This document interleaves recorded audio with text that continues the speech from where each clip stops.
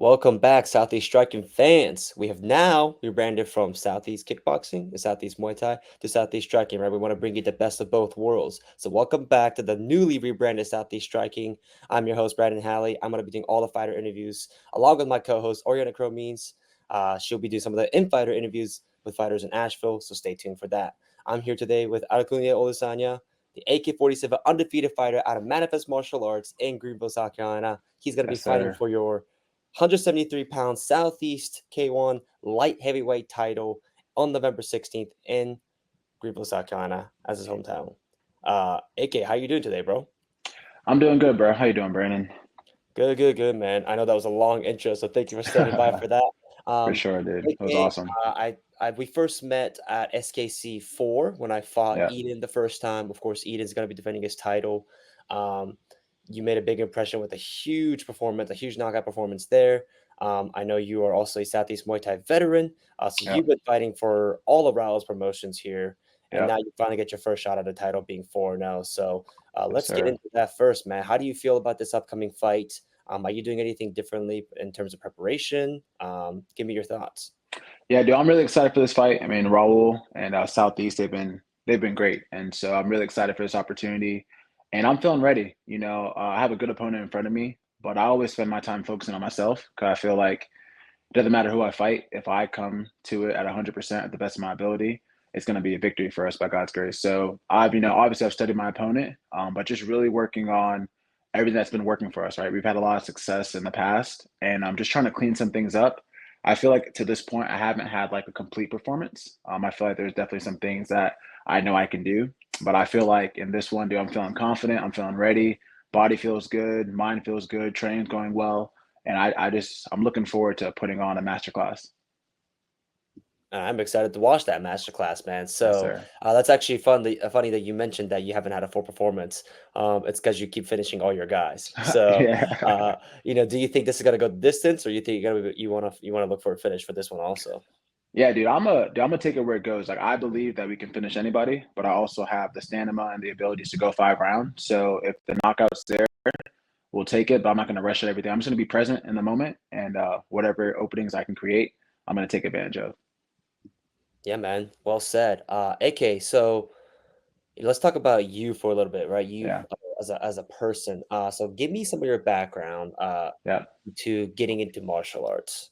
Yeah, so where I started, so my real name is Adekunle Olusanya Kiniga. So I'm from Nigeria, from the Yoruba tribe, and my parents and obviously being from overseas, that culture has really influenced me. And just hard work, perseverance. Like I've been able to use that in every stage of my life. So obviously most of my life has been here in America, really all my life. But I took that same dedication I got from my parents, and I was able to earn a numerous amount of football scholarships to where I ended up playing here in South Carolina at a school called Furman.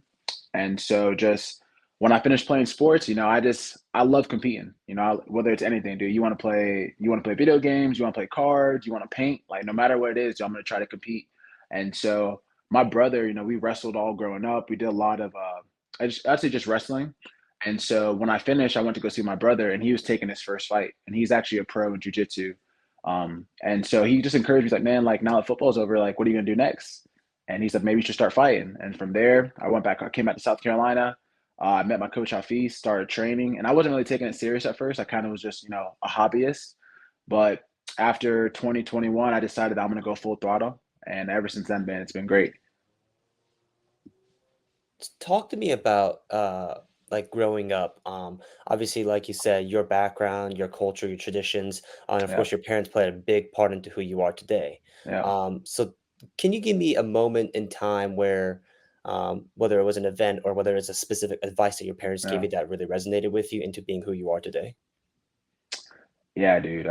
Dude, Nigerian parents don't play around, dude. So I grew up like, pretty strict, pretty tough. My dad every Sunday would run us like 6, 7 miles like around the neighborhood. And it wasn't like a leisure, like, hey, like we're spending time with dad. It was like, dude, I'm gonna get this switch and you're gonna run as fast as you can and you're gonna compete against your brothers. And even like we grew up, my dad would make us box and stuff like that. And when I was a kid, honestly, I didn't really love it. But as I've grown older, I've understood like the relationship between hard work and success, right? Just because you work hard doesn't guarantee anything. Like for sure, my opponent's probably working hard too, but more times than not, when you work hard and when you persevere, good things will happen, dude. So my parents just really raised me on just good morals, being a hard worker, being disciplined, and being able to accomplish anything you set your mind to. Man, I love that, dude. So let's shift a little bit into Yeah. you as a business owner. So, AK, I know Yes, you're a sir. business owner of a very successful business. Yeah. Of course, once again, congratulations to the partnership with Lululemon and all that. Thank you. I Um, appreciate that. and so talk to me about how you are able to mentor the young student athletes coming through your business. Yeah, dude. So we have a sports mentorship program. So pretty much, we train athletes and everything physically and mentally. So we have all kinds of clients, right? Some of them play baseball, football. I mean, you name a sport, we train them, even fighters. But the parallel between all sports is mindset and physicality, right? Or your physical attributes. So we spend a lot of time using data and science to create customized plans for anybody in any sport. And then we also do a lot of personal development. So that could be reading with an athlete. That could be just going and getting like a coffee or going to get lunch with the athlete, but we try to make sure that we're there mentally, physically, and spiritually, and just trying to get people to understand that, like, success principles are universal. Like whatever I do in football or whatever my sport is, like that finds success. If I apply that somewhere else, it's going to make me successful. So like with fighting, like I learned a lot of stuff being a D1 athlete from football. And I said, you know what? If I just bring this stuff over into fighting, I should have that same success. Yeah, do you feel like, in your opinion, as a fighter, but also as someone who mentor athletes, Yeah. give me your opinion on the culture we have as fighters on Mm. working hard.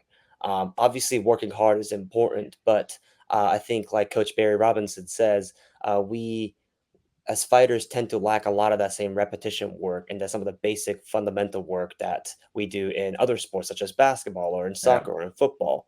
What's your opinion as fighters working hard and the kind of workloads that you see other fighters doing, as from the perspective of someone mentoring other athletes? Yeah, so for sure. At the end of the day, skills pay the bills, right? If you're big and strong and you don't have any skills, you can't win. So, but what I see in the martial arts community is a lot of people are hyper focused on, like, actual kickboxing or Muay Thai, whatever the discipline is, but they don't apply that into other places, right? And like, like strength training is super important, right? And so just what I bring to people is, or talk to people about, is more of a holistic approach, right? If I'm going to train hard, and even if I'm in the weight room hard, well, what does my nutrition look like? Right? You got a lot of fighters who work super hard, but they don't feel their body. They don't feel their bodies the right way. Even a lot of people, they do hard weight cuts, but they don't rehydrate in the right way. So just trying to teach athletes and young people, old people, that if you're gonna, the way you do one thing is the way you do everything. So try to do everything well. And if you really want to be a good fighter, there's other buckets you have to fill besides just training. Yeah, absolutely. I actually just saw the coach that I work with. He says that people, obviously, skill training is super important, but Yeah, people don't put enough emphasis on the strength and conditioning because yeah, that's just as important to be able to move the right way, to be able to increase your absolutely. mobility into your strength. So that also plays into that. And you're preaching, you're kind of saying the same thing here. Yeah. It's good to see that being Hmm. repeated across the entire industry. Absolutely. Like for instance, all right, what do you fight at? I 155? fight at 147. Oh, 147. Okay, so for instance, you might be more skilled than a guy who weighs 215, but if he hits you, it's going to hurt. And it's not just because yeah, obviously because he's bigger and stronger, but it's more because he's able to produce more force, right? So if you are now strength training, you might not necessarily get that much bigger, but you increase your body's ability to produce force. And at the end of the day, we all know the name of the game is damage. If I damage you more than you damage me, I'm going to win the fight. Very well said. And I'm hoping we'll get to see a lot of that damage come Yes, November sir. 16th, and we're really excited for that. I know you have a teammate fighting on the card also. Yep. So talk to me about how you've transitioned from just being a fighter, but I know you also help your teammates out with the strength and Yeah. conditioning. So talk to me about how you're able to mentor the other athletes in your gym and how you kind of play as a mentor also. Yeah, dude, it's really cool. One, I feel like just because I'm also a fighter and I've been an athlete my whole life, it's really cool when your students or the people you're mentoring, like they see you do the same thing. So, for instance, at the fight that we're gonna have November 16th, a lot of the kids are gonna be there, right? So it's one thing like when you have a coach who maybe is not as active. I'm not saying like you have to be active, but it just I feel like it brings another level out of the fighters when the person who's coaching you is doing the same thing, right? And so we have a lot of teammates that we do strength and conditioning for a lot of guys, guys in Colombia, guys all around really the U.S. But one of my teammates, Parker Stokes, who's fighting on the card, he actually was my teammate at Furman, so we played football together. So it's been really dope to kind of, play together in one part of our life. And then 10 years later or 5 years later, however long it's been, now we're fighting together. And Parker's crazy, dude. The first time he ever did anything, he came to my house and was like, dude, what are you about to do? I'm like, oh, I'm about to go spar at a Sparbecue, which is actually something Raul hosted. And he's like, you think I can fight? I'm like, shit, dude, you play football. Just come on. And he came and he just sparred. No experience, no training, nothing. And he's taken that, having no experience to now where he's undefeated. He's fighting, hopefully he'll be fighting for a title soon if he wins this fight. But it's really cool to help people transition from one phase of life into the other. Absolutely, man. I want to talk a little bit more about what it's like fighting in front of your hometown. And I know you fought in front of your hometown a few times now, Yeah. but like you just mentioned, you're going to have a lot of your the athletes that you mentor come and watch you now. So as you become a bigger name as a fighter, but also as a business owner, Yeah. helping give back to the community of Greenville, talk to me about how that feels for this upcoming fight. Dude, it's awesome, man. It's awesome to be an inspiration, and it's awesome to not try to be an inspiration, right? At the end of the day, I'm fighting because I want to fight, but it's cool that what I do, from a work standpoint and from a personal standpoint, impacts so many people. I don't really, it's not really pressure for me. 'Cause at the end of the day, like I know my skills, and I'm also a pretty humble guy. Like, I get humbled in the gym all the time. Like I've taken my fair share of blows, and so I don't really think so much about like pressure in a negative way. Like, oh my God, what happens if I fail? But I'm always thinking about, damn, it's gonna be really cool to celebrate with all these people after I win, and not just from like a win, but also just from putting on a good performance. Like even like with you, like when you fought Eden, you might not have won the fight, but dude, you fought really well. And I think especially for people who are in the martial arts community and who've been fighting for a long time, you understand that there's a lot more victories than just the actual victory. Although that does make it sweeter. Man, so well said. I absolutely agree with that. Man, I want to go into what it's like to be. I want to talk a little bit more about your culture. Yeah. Talk to me something about what it's like being Nigerian in Greenville. Is there a big Nigerian community there? Are there other people that you can relate to? And also, what are some of the favorite things about your culture? Dude, I love being Nigerian, man. Like, it's so awesome. I'm actually from the Yoruba tribe, and I just feel like, just from a culture perspective, family is big for us, right? So, not just like our own blood family, right? But trying to create that family atmosphere everywhere that you go, which I feel like that's something that, like, my fight team and everywhere we go, we try to extend our family. And Nigerians work hard, dude. Like I don't know how many Nigerians you know, but pretty much when you're Nigerian in America, you grow up with three options: engineer, doctor, or lawyer. Right. And I'm none of those things. My brothers are those two things, right? And so like from a young age, your parents set this high standard. And sometimes it can be a lot, it can be difficult to try to live up to always being great. But at the same time, man, like better to be great than not be great, right? And so I just feel like I've grown up under pressure, and that pressure has really helped me to be able to adapt into any situation, any scenario, whether it's a fight, whether it's life, whether it's business. And dude, the food is awesome. Like I don't know if you like spicy food, dude, but I like my nose to be dripping, my eyes are running, dude. And so some of my favorite meals, of course, would be jollof, which is it's like a red rice. Essentially, a lot of people know what that is, and then all the stews and sauces. I mean, dude, I can't eat any Nigerian food before a fight because I won't make weight. I gotta wait till after the fight to eat all the Nigerian food, but it's good for sure. I checked. I peeped your story. I don't know. Maybe this was 2 3 weeks ago. You had Yeah, cooked up a bunch of Nigerian food. yeah, dude. What did you cook in that in that video there? Dude, so my mom came to town, and my mom, dude, like her love language is just to cook. So later she came over. She was here for like a week, just hanging out with me and my wife, and she was like, "What do you want me to make?" And I was like, "Oh, you can make a couple of things." And dude, she made like food for like 100 people. I literally gave food to my teammates, my coaches, my students, like my adult clients, and dude, I still got food left over, so I had to put it all in the deep freezer. But she just made all kinds of stuff, dude. And so it's definitely makes the weight cut harder when you go in the freezer and see all that. But I'm waiting until after the fight, and I'm gonna demolish it for sure. Absolutely, man. So there aren't any Nigerian spots I can hit up in Greenville. Oh, for sure. Are you live in Greenville now? No, I live in Charleston, but I'll be up Okay. in Greenville for the fight. So Yeah. I was thinking maybe I'll try to hit up some Nigerian Oh, for spots. sure, dude. So there's not like an actual Nigerian spot, but there's a place called Wakanda Lounge. And I can take you all the details of where it's at. But basically, they serve a lot of Caribbean and African cuisine. So they do have Nigerian food. They have like Jamaican food, jerk chicken, all that kind of stuff. But it's like a blend of just African food, and it's pretty good. Yeah, I'm gonna need the details, man. I'm a foodie, Yeah, man. dude. I'll eat Oh, anything. nice, I don't care what it is, man. I love nice. food from What's all your different favorite? places. Uh, so I'm half Japanese, but I worked Okay. in a Chinese restaurant for about 5 years, Yep. and what the thing I love about Chinese cuisine is the wok and the way they make the food, how everything is Yes, fast, sir. the fire coming out underneath the wok, and the oil and the smoke. Ooh. I just think it's a really dramatic way of cooking. Like it just feels like a Yeah. lot of drama, Yeah. and I love seeing that. So, Nice. Choo is probably like my favorite, man. I love Yeah. the Chinese They cuisine. got good Chinese food in Charleston? Yeah, man, we actually have a pretty big Chinese community here. So yeah, we got lots of Dang, Asian dude. markets, good Chinese restaurants. Yeah, man, it's a pretty good spot down here. Yeah, I won't lie to you.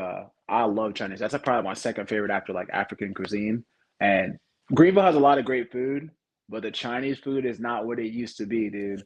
And there were some places that closed down after COVID. And so like I've been like, if I'm gonna eat Chinese food, dude, I'm like a snob, dude. That's like the only thing I'm a snob about. Like if I'm gonna eat Chinese food, dude, I want that real stuff. So I might be paying Charleston a visit. Yeah, man, come down to Charleston. I know also Atlanta's a good place too. I mean, Atlanta's Yep. got a lot of there's a Chinese dish called dim sum. It basically Okay. means like eat as you like. And Oof, I traditional like Chinese that. dim sum restaurants bring out this metal carts, and you just order Yeah. right off of the cart. And it's a lot of dumplings and small side dishes. Nice. Um, yeah, man. So if you're ever in like an Atlanta area, try to find a good dim sum spot, dude. The dim sum is amazing, man. I Okay. love dumplings, love the small dishes. So. Cool. Cool. Cool. Yeah, man. Definitely. Okay. Yeah, I want to start wrapping it up now. I don't want to take any more of your time. We talked a lot of great things about your culture, about your Yeah, background. bro. Any message you want to leave off with your fans and the people who's coming out to watch you fight? Yeah, expect a dominant performance.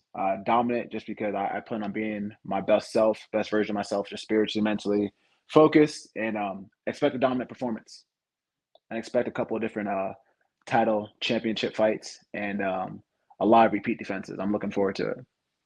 Absolutely love it. That was my next question is, what's going to be your future plans? And sounds like you're looking to win the belt and you're looking to defend it a lot of times and really cement yourself as a Absolutely, champion. dude. And I want to fight Muay Thai too. Like obviously, like they're very similar. But I like Muay Thai. I like Muay Thai a little bit more than kickboxing. But I definitely would take a kickboxing title fight over nothing. So I would hope to win both. If there's going to be another title challenger at 173 or 172, whatever it is. And I'm looking forward to having a lot of belts in my resume. Yeah, Raul still does not have a two promotion winner yet, champion yet. So Uh-oh. I like the way yeah, you we think. haven't Yeah, we've had guys who almost got it because they had the kickboxing belt, they challenged for the Hmm. Muay Thai belt, and they lost, or they didn't win the promotional belt, they won the WKA belts instead. So Yeah. we haven't had guys with the kickboxing and the Muay Thai belt yet. So perhaps you'll be the first one. We'd love to see Raul, it. I'm your man, bro. I'm your man, Raul. Hey, Raul, you heard it, man. Any plans on MMA? I mean, you're a pretty strong guy. You'd excel Bro, there. we just did MMA rounds last week, dude. So I do really feel like I probably have a bigger advantage in MMA just because like I do have a grappling back or wrestling background, and then also I'm pretty strong. I feel like especially in my weight class, like I highly doubt anyone's like as strong as me, especially like in the weight room or anything like that. So I really do want to take advantage of all my skills. And the thing about fighting is that I love kickboxing, but I don't like knowing that some nerd in pajamas can beat me in jujitsu. You know what I'm saying? So I got to make sure I gotta. MMA is everything, right? So if I'm gonna say I'm a fighter, then I gotta do everything. So the plan by God's grace is to definitely do an MMA fight. It just has to happen at the right time. Absolutely, well said. Yeah. AK, before I let you go, any shout outs you want to give out? Yeah, shout out to Raul Diaz. He's been doing this for a couple of years now, dude. And I love the way he runs his promotion. Shout out to my coach Hafiz, who's really not just been our coach, but honestly, he's been like a father, like a brother. He's been really close. Shout out to all my teammates at Manifest, especially my guy Parker Stokes, who's going to be on the card.